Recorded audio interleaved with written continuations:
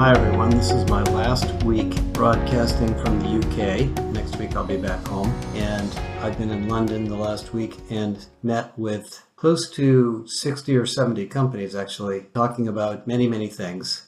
But I think what I'd like to highlight is the struggles that companies are having in recruiting, talent acquisition, and what that implies and some of the big changes that are going to take place. And then I will talk a little bit about findings we're having on AI a little further. And this is going to keep going. And I want to also alert you that we are going to have a special invitation event at the HR Technology Conference in Vegas in the fall. So stay tuned for that. It's in October and invitations will be going out in the next couple of weeks. We're going to announce some pretty significant new research. And it has to do with the post-industrial organization that I talked about at our conference. Okay, so talent acquisition. Most of you know, if you work in other areas of HR, that this is a very specialized domain. And in many companies, it's highly strategic and considered to be one of the most important things that the HR department focuses on. In many other companies, it's not. It's considered to be a tactical, operational process that is often outsourced to consultants or headhunters or recruiters. And so we met with mostly financial services companies, some other big banks and other institutions. And the challenges that we discussed were the biggest one being, if we're going to use much more intelligent technology to select, identify, source, locate people, and we're going to have information about their skills in a much more unbiased way, which is absolutely happening with all these wonderful AI tools. And we're going to try to streamline the process. What does the recruiter do? Is the recruiter job less important, or is the recruiter job more important? And my answer to that, from the research we just finished and the discussions, is the recruiter job is becoming much more important. And the reason for that is, even if you do believe that AI is going to make things easier, all that does is give you new sources of information and more, hopefully, refined sources of people to talk to. You still need to make sure they're the right people, and you need to obviously assess them and bring them forward in the right way and convince them to join your company. And that's always difficult, especially in the financial services industry, because that industry is actually kind of a difficult industry to join and actually has had a lot of struggles. Now, in terms of the job market in general, if you looked at the Bureau of Labor Statistics report that came out on Friday, and it's U.S. data, but it's interesting. I think 9 or 10 states in the United States now have the lowest unemployment rate they have ever had in the history of the BLS. So jobs are being created in most countries, certainly in the U.S., I know in the U.K., because we talked about it a lot. And the length of time to hire is extended.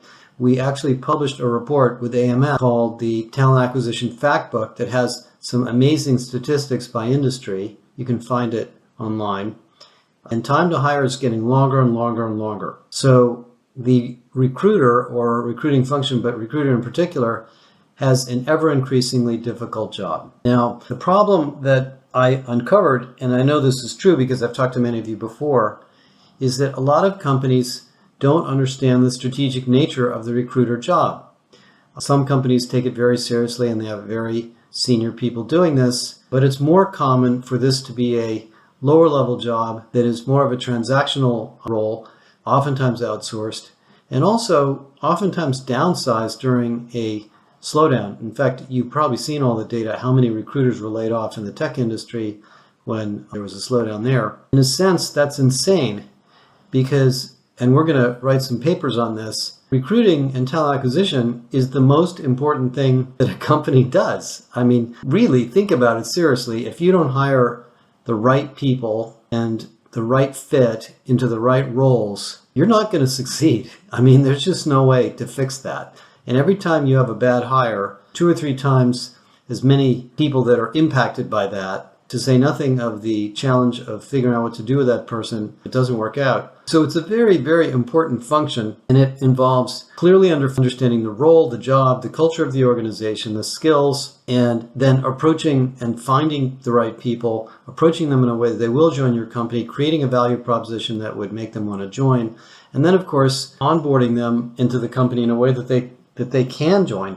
And most of the companies we talked to said in the first year of hire, a very significant number of new people leave because the onboarding process is so difficult. And these are big companies, but in some sense, talent acquisition owns all of that stuff, to say nothing of the problem of finding the purple squirrel, the AI engineer or the regional VP of sales or whatever the job is that's so important that nobody will ever accept any candidates unless they're the perfect candidate. So if we don't take care of these recruiters and train them and give them opportunities to be more strategic talent advisors, they can't do this stuff.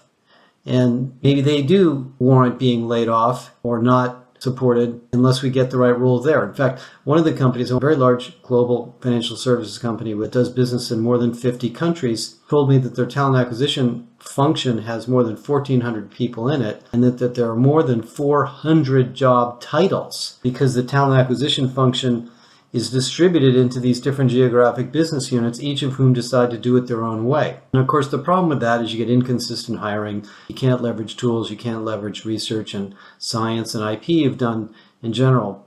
So they're going through a massive transformation. They're upgrading all their technology. They're going to change their job roles. And as I was talking to her about it, I told her, we're working on a specific talent acquisition certification program for strategic talent acquisition partners. You have to train these people so they can take on higher level roles and responsibilities. And by the way, I wonder, just to throw it out there, how many of you rotate people into and out of those jobs? One sign of a job that you're not taking seriously is you don't rotate people into and out of it.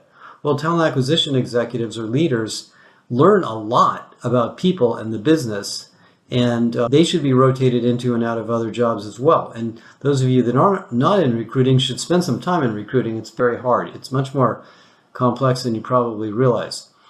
So given the fact that we've got this great economy, we're going to bypass the recession this cycle, the unemployment rate is very low, cost of living is going up, so pay is an issue. We can't just hire people by giving them more pay. In fact, the pay in the United States, based on Friday's report, went up about 4.2%, but inflation in the US is still above that, and inflation here in the UK is over 7%. So you've got to take this seriously, to say nothing of the fact that in most of the critical roles that are hard to hire, there are internal candidates that want these jobs. So talent acquisition has to be bolted at the hip with the learning and development group and the career development group, so that you have a really strong program for internal mobility, talent marketplace, whatever you want to call it, to source and recruit internal candidates as well as external.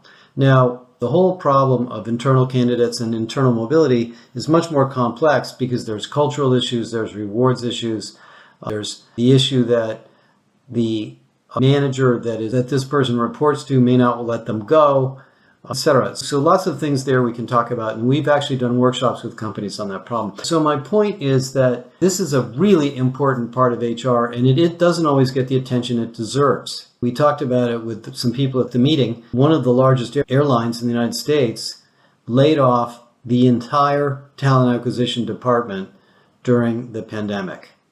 Now, I know they needed to save money, but that's insane. All of that IP, all of that knowledge, all of that process disappears, and they have to outsource it. And they did it for financial reasons, and now they don't have enough pilots, and they don't have enough flight attendants, and they've lost this muscle that they had built over the years for attracting those people. So we got to take this more seriously. We have to look at it in a more systemic way, and we have to get ready for AI. Now let me talk about AI. So we had another incredibly interesting session on AI. Many, many more advancements and discussions and topics came up. One topic, of course, is the human interface problem, which is that whatever AI tool you buy, Eightfold, Beamery, whatever, the interface to the recruiter, in the case of recruiting, isn't perfect. There's new candidates being surfaced, but they have to decide if they're the right ones and if the AI is working correctly. So the user of AI actually has to be better trained than somebody who wasn't using AI, because now you have to know if the system is telling you something that seems correct or not. You need some judgment around it. And so in some sense, not only does AI require a lot of skills and technology to do the implementation, but you need the people who are using it to be pretty intelligent, because these things are definitely not perfect. Now, one of the other interesting discussions that happened in the AI session on Friday was one of our very favorite customers was talking about their journey through AI in the employee experience area. And what he reminded me is something that I want to remind all of you. You should not use any of these tools because they're cool tools. Use them to solve a problem. Fall in love with the problem. So before you go out there and buy a chatbot or a sourcing tool or whatever it is, make sure there's an agreement on the problem, because the implementation of these things is going to take time. It's not going to be perfect. There are going to be a million decisions you're going to have to make. And if you can't keep thinking about the problem that you're trying to solve, you're going to go sideways. And so he was describing at his company, which is a financial services company, that they built essentially a pretty interesting, not super complicated employee experience model. And they looked at the 40 or 50 micro journeys or moments that matter that people go through. And each one of them is actually really complex. They came up with ways to instrument many of them. He's very good with technology. They use Peakon and they use Qualtrics and some other things to get him feedback on the net promoter score of all these different things that employees go through. And he said, so we're going to look at the ones that are most suitable for AI, and we're going to pick them off one at a time. We're not just going to buy a tool and assume it solves dozens and dozens of problems like peanut butter. So let me give you that as some advice. When you do look at all this technology that's in the market, you think about the problem. Is the problem really worth it to go bring this in? Now, the bigger tools, the AI-based recruiting tools, the AI-based sourcing tools, the AI-based career tools, they're very clear what problem they solve. But if that problem isn't bothering you, and you don't have an agreement among the management team, the leadership team, that is a priority for this year, and you buy one of those tools because you think it's important to your long-term strategy, you may not find people are willing to use it or go through the effort of learning how to use it. So AI is not a solution looking for a problem. It has to be a solution to a problem, which means you need to decide what problem you're going to try to solve with it. And don't let the vendor pretend or convince you that because it's so great, it's going to slice bread and do everything that you ever wanted. Of course, they're going to say that, and the demo is going to be great, but every company's different. Every company has different issues. You know, one of the other things that came up in the big reset was one of the large manufacturers was making some comments about nudges and all of these recommendation engines that are coming out from different tools, and they actually use Microsoft Viva. And she told the team that the managers at this company said, stop, turn it off. I don't want so much of that. It's interrupting my day. So Humu and Viva Insights and other tools that give you nudges and suggestions and stuff, they're actually great. But you don't assume that employees want all that or have time for it. So I think we need to take a very pragmatic attitude about all of these new tools related to AI and make sure they are suitable for solving a problem we can define and not interrupting people or causing lower productivity because people are futzing around to play with them. It's early days for a lot of this stuff, so some of these things are miraculous inventions that haven't been refined yet. So I don't think it's unusual to see this kind of thing going on at this cycle. But anyway, that's kind of a little bit about talent acquisition and what's going on there. Another couple of things that came up in a lot of these meetings. One was that your implementation of a new talent acquisition stack. By the way, as you guys probably all know this, that the talent acquisition technology stack, it's at least as complex as the learning and development one. There are dozens and dozens of systems. And although you would like to have one platform that does all of it, you're not going to find that. And these different systems, everything from campus hire systems, scheduling systems, sourcing tools, assessment tools, pre-hire assessment, those vendors are constantly being acquired and changing. If I think back 20 years ago, none of the vendors are still here. If I think back 10 years ago, 80% of them are gone. And if I think back 5 years ago, I bet most of them have changed what they're doing. So you have to really have an architectural view of these tools. And what we're really dealing with in talent acquisition is two problems. The candidate experience, how do we make it easy for the right person to apply and get their information to you? And then the interview and hiring and onboarding experience on our side, which is extremely complex. So it warrants an employee experience view. That is not the same as a process view. An employee experience view is what does the user experience during these various steps, not what does the process look like on a whiteboard. That means testing it and asking users how well things worked and measuring why people dropped out of the process along the way. And that is not always a domain of expertise that's sitting around in the talent acquisition department. But I'll tell you, the companies that invest in this, and I know this from many years of doing this, it really pays off. The one that occurs to me that I talked to fairly recently is American Express. American Express, everybody knows, is a really great company, just had a great quarter. They have very high-end talent processes and HR processes. A lot of the people I know at other companies have come from Amex, where they learned a lot of things. And I talked to the head of talent acquisition there, and I was actually involved in one of their transformations. It was a while ago when they transformed the whole process. And it was all about the experience, primarily because they're trying to hire people who give their customers a great experience. And they want the people who come into American Express to see an experience that attracts the kind of people that will create a great experience for their customers. I happen to have been an American Express customer almost my entire adult working life, and I would never change business credit cards. I just wouldn't. I just know how good they are, and they take it seriously. If you have a problem and you call them, you actually get to the right person pretty doggone quickly, and they do solve the problem. And that is because they've hired the right people, they've trained them, and they've looked at these journeys and they've worked them out. So if you're going to outsource this process or lay a bunch of people off, I think you got to sort of scratch your head and ask yourself why you're doing that. Okay, well, I've been in Europe for about 3 weeks. It's been mostly vacation, and it's been about a 2/3 vacation, a third business. And I will say the one thing I've talked about in the last podcast is that being in the UK primarily, I've been infinitely impressed with the way the government and the city and just the culture takes care of people. Now, those of you who live in the United States, you know we have a lot of issues. We have homelessness, we have guns, we have racial strife, etc. And I know the UK has plenty of issues too.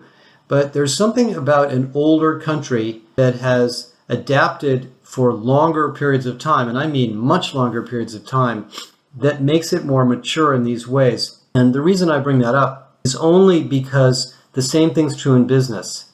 Young companies are obviously very reactive. They don't have the resources or the staying power to spend a lot of time on design-oriented problems because things are happening so fast. But let me just say to you, I think that's a mistake. Even if you're a fast-growing, medium-sized company and your CEO is totally distracted by whatever it may be, the numbers, and isn't giving you the attention you want, if you don't work on these design issues as if you're designing the best airplane or rocket ship or whatever it is, you're going to have talent processes that don't work, that underperform, that alienate employees or job candidates or others, that actually cost more money and spend more time. I've been involved in the redesign of a lot of different systems, a lot of different websites, a lot of different applications. And I've learned this over and over again. Every time you take a shortcut, you pay for it later.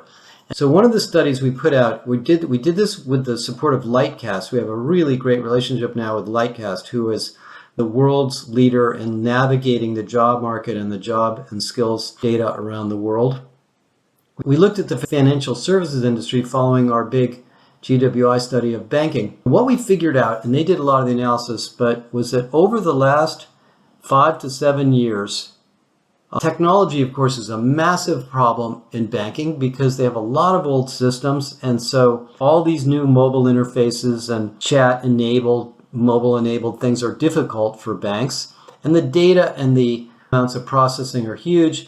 And then, of course, they're in regulatory compliance about everything. So they have to be very, very careful what they do. they have a really hard time hiring advanced tech people. And the banks that have the most advanced tech people are the pace setters. So we did an analysis of this.